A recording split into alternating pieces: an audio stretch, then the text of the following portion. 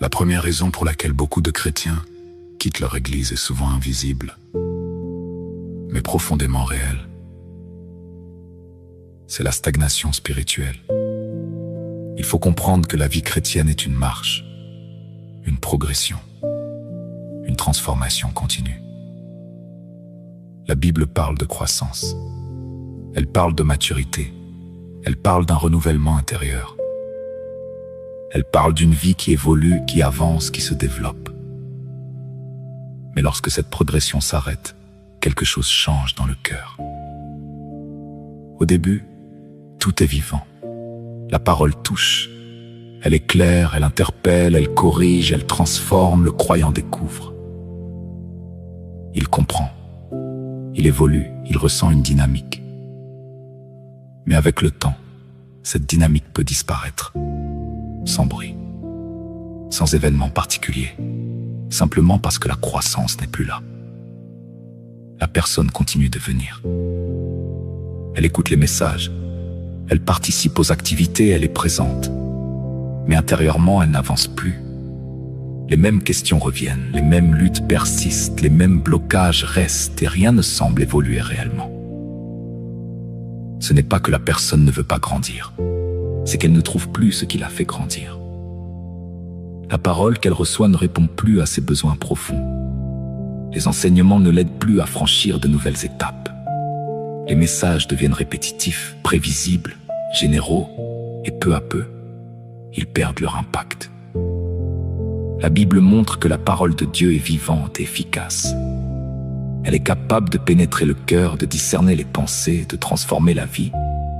Mais encore faut-il qu'elle soit reçue, comprise et appliquée dans la réalité. Lorsque cela ne se produit plus, la foi devient statique. Le croyant reste au même niveau. Il n'y a plus de progression, plus de transformation visible et cela crée une frustration. Parce que chacun ressent au fond de lui qu'il est appelé à grandir, à évoluer, à changer, à devenir plus mature. Mais si rien ne change, le cœur commence à se poser des questions. Pourquoi je suis toujours au même point? Pourquoi mes luttes ne changent pas? Pourquoi ma vie spirituelle n'avance pas? Pourquoi je tourne en rond? Ces questions ne sont pas superficielles. Elles touchent la profondeur de la vie intérieure. Et lorsqu'elles restent sans réponse, une fatigue s'installe. Une fatigue spirituelle.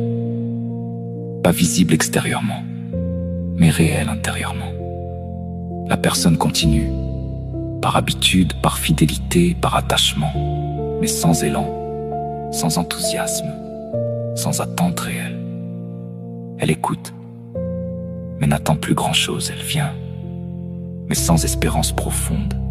Et c'est là que le détachement commence.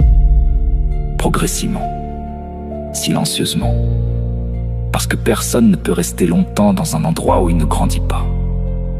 La croissance est un besoin spirituel fondamental. Comme le corps a besoin de nourriture pour se développer, l'âme a besoin de vérité vivante pour progresser.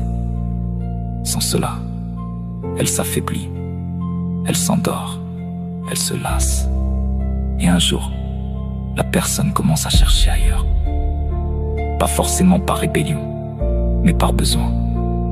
Elle cherche un endroit où elle pourra être nourrie, où elle pourra comprendre, où elle pourra évoluer, où sa vie pourra réellement changer. Ce n'est pas une fuite, c'est une recherche de croissance, une recherche de transformation, une recherche de vie. Une église en bonne santé est une église où les personnes grandissent, pas seulement en connaissance, mais en transformation réelle, dans leur manière de penser, dans leurs décisions, dans leurs relations, dans leur manière de vivre leur foi au quotidien. Parce que là où il y a la vie de Dieu, il y a toujours du mouvement, toujours du progrès, toujours une évolution. Mais là où la croissance s'arrête, la stagnation s'installe. Et là où la stagnation s'installe, le cœur finit par se détacher. Alors la question devient essentielle. Dans ton église, les personnes grandissent-elles réellement? Ou restent-elles au même niveau, année après année? Parce que là où il y a croissance, les cœurs s'attachent. Mais là où rien ne change, les départs commencent.